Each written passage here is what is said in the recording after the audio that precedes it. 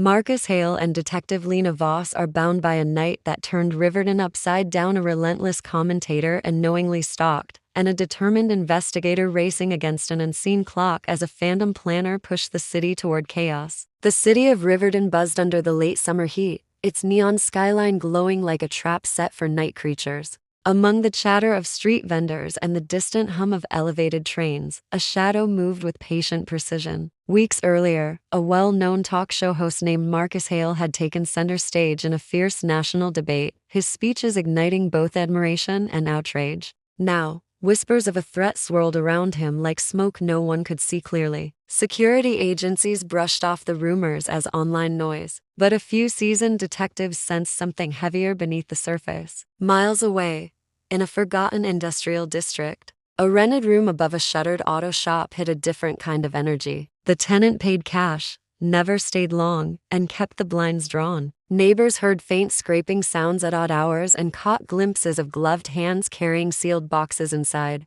What no one knew was that each box contained carefully gathered fragments of Marcus Hale's routine, photographs of routes he took after broadcasts, receipts revealing his favorite coffee stops, and handwritten notes about his speaking schedule. Whoever lived there studied the host like a puzzle only they could solve. The first real sign of danger emerged one humid evening when a city maintenance worker found a discarded smartphone along the Riverwalk. At first glance it seemed lost or stolen, but its unlocked screen displayed a single file, a detailed timetable of Marcus Hale's upcoming appearances. The discovery was reported, cataloged, and quietly passed to a small investigative unit. They didn't yet realize how closely that phone connected to the unseen tenant, or how many other clues were hidden in plain sight across the city. While Marcus prepared for another televised debate, the figure in the upstairs room watched from a cracked window, the glow of a laptop casting a cold light on their face. Patterns were nearly complete. A distant siren wailed, echoing through the narrow alley,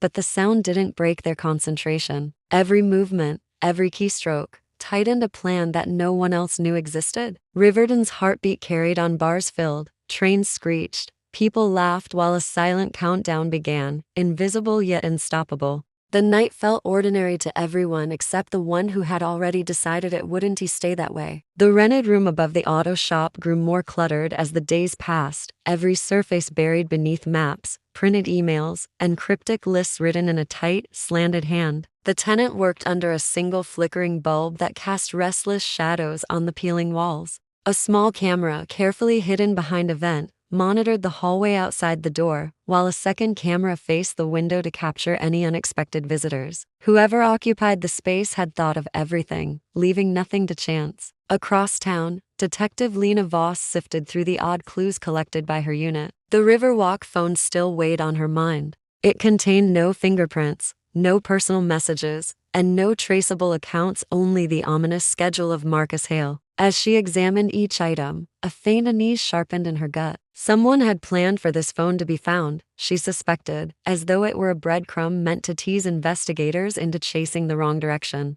Her instincts whispered that the real danger was moving elsewhere, hidden in the spaces they had yet to search. Meanwhile, Marcus Hale continued his routine, unaware of the silent watcher tracking his every step. He left the studio late, met friends for quick dinners, and returned home in the early hours, never noticing the unmarked car that occasionally idled near his apartment complex. Security personnel assigned to him considered the chatter of threats an inevitable part of his public role. They carried out routine checks, but their focus remained on crowd control at upcoming rallies, not on a lone predator working in secrecy. Back in the industrial district, the tenant adjusted a blueprint spread across the floor. Red circles marked key intersections near the studio, and arrows connected alleyways to service entrances. A separate notebook contained details of security camera placements, delivery schedules, and guard rotations. There was an eerie calm to the preparation, as if each meticulous step drained emotion rather than fueled it. On a battered shelf, a locked case rested beneath a layer of dust, its contents unknown even to the curious neighbors downstairs. Rain began to fall over Riverton that night, masking the city's usual noise with a steady hiss. While most residents settled in for sleep, the tenant slipped into a hooded jacket and stepped into the wet streets. A brief reflection in a puddle caught a pale face before disappearing into darkness. Another piece of the plan was set in motion, and the city remained blissfully unaware that the storm outside mirrored the one quietly building within its own walls. Detective Lena Voss arrived early to the precinct, drawn by a restless sense that time was slipping away. The overnight patrol had found a new piece of evidence, a torn corner of a printed map, discovered near a service entrance of the broadcast studio where Marcus Hale recorded his nightly show. At first glance, it looked like litter, but when matched to the city grid, it revealed a single black dot placed directly over the Studio SE stairwell. No other marks, no handwriting, just that one quiet signal. Voss studied the fragment, convinced it belonged to the same unseen strategist who had left the Riverwalk phone. The pattern of deliberate breadcrumbs was becoming unmistakable. In the meantime, the tenant above the auto shop shifted operations to a storage unit across the river. The new space offered anonymity and more room to range equipment. Shelving units held bundles of wire, small surveillance devices, and an array of clothing that could match a dozen different disguises. A calendar pinned to the wall carried subtle codes instead of dates, an internal language only the planner understood. Each evening, the tenant moved between the two hideouts with mechanical precision, never taking the same route twice, erasing every digital footprint along the way. Marcus Hale's upcoming live debate loomed like a beacon. Flyers covered city lampposts, social media swelled with anticipation, and crowds promised to overflow the downtown plaza. Security contractors double-checked barricades and metal detectors, but their attention stayed fixed on the expected chaos of a political event, not the quiet menace threading through back alleys and abandoned warehouses. Hale himself brushed off warnings, his confidence rooted in years of public appearances without incident. Cameras would be rolling, lights blazing, and he believed nothing could pierce that shield of visibility.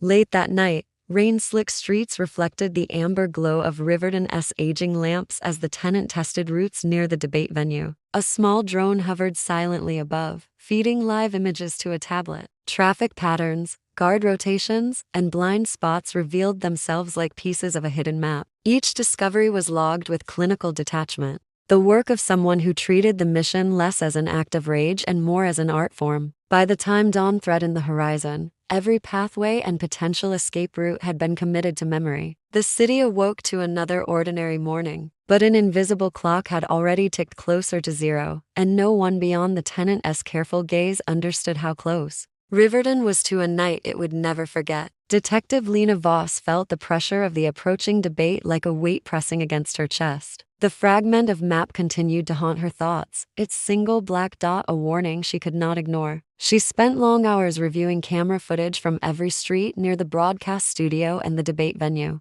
hunting for a face that matched no database, a figure that slipped through frames like a phantom. What emerged instead were subtle anomalies. A person in a hood who never looked up, a car that lingered at odd angles, a pattern of presence without identity. It was enough to deepen her unease but not enough to trigger an official alert. Meanwhile, the tenant of the hidden storage unit refined the plan with almost ritualistic focus. Inside the dimly lit space, supplies were organized into labeled compartments, each step of the operation mapped out with chilling clarity. A compact toolkit, modified electronics, and carefully chosen disguises lay ready for swift use. A wall of notes detailed crowd flow predictions and the expected timing of security sweeps. Nothing was left to chance, not even the shifting of shadows cast by the street lights at different hours of the night. The tenant's every movement resembled a slow tightening of a knot, deliberate and irreversible.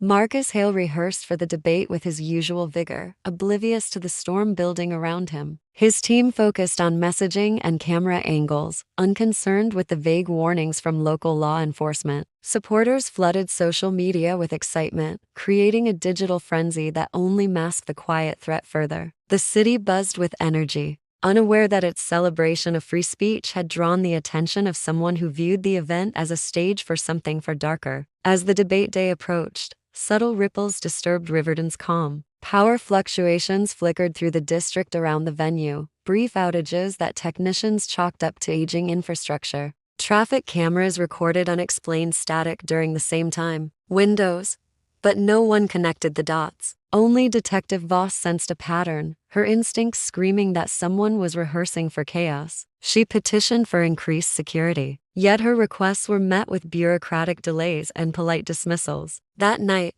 a thin fog rolled over the river, muffling sound and blurring the edges of the city's lights. The tenant walked unseen through narrow alleys, the fog wrapping them in anonymity. Each step carried the weight of final preparation. Riverton slept under the false comfort of routine, unaware that the coming day would test every assumption about safety and control. Dawn broke over Riverton in a muted wash of gray, the kind of sky that seemed to hold its breath. The debate venue came alive before sunrise, crews setting up barricades, testing microphones and directing delivery trucks through restricted lanes. Crowds gathered early, waving signs and buzzing with anticipation. Beneath the surface hum, Detective Lena Voss felt an electric unease settle into her bones. She moved through checkpoints with quick, sharp steps, eyes scanning every angle for the nameless threat she could not yet prove existed. The fragment of map, the phone, the unexplained outages, each clue echoed like a warning bell no one else seemed able to hear. A few blocks away, the tenant slipped from shadow to shadow, face hidden beneath a cap and mask, a backpack secured tight. The fog of early morning clung to the streets, offering the perfect cover. Inside the pack lay a collection of tools chosen for disruption rather than destruction: smoke canisters, signal jammers, and devices designed to sow chaos without a single word. This was never about ending a life. It was about controlling a moment, bending an entire city's attention toward a single, calculated act. As the first debate questions echoed through the hall, a pulse of static rippled across the broadcast feed. Cameras flickered, microphones hissed, and lights dimmed for a breathless heartbeat. Panic spread through the crowd as smoke seeped from vents along the side entrances, shrouding the interior in a sudden haze. Security scrambled, ushering people toward exits while alarms wailed against the thick air. In the confusion, the tenant moved with eerie calm, their path charted long before this day. Each step led toward the center of the storm, not away from it. Detective Voss spotted the figure just as emergency lights flickered on. Something in the deliberate stride and the faint glint of hidden equipment set her instincts ablaze. She pushed through the chaos, closing the distance as the tenant reached a maintenance stairwell. A single shout from security finally cut through the clamor, and in that split second the plan unraveled. The tenant froze, realizing the window of invisibility had vanished. Within minutes, the intruder was in custody, the backpack disarmed and the smoke thinning to reveal shaken but unharmed spectators. The debate resumed later that evening under heavy guard, but Riverton's sense of safety was permanently altered. Detective Voss watched the suspect led away, their eyes cold yet oddly satisfied, as if the true objective had been achieved: to prove that even a city convinced of its own security could be brought to the brink by a single, patient mind.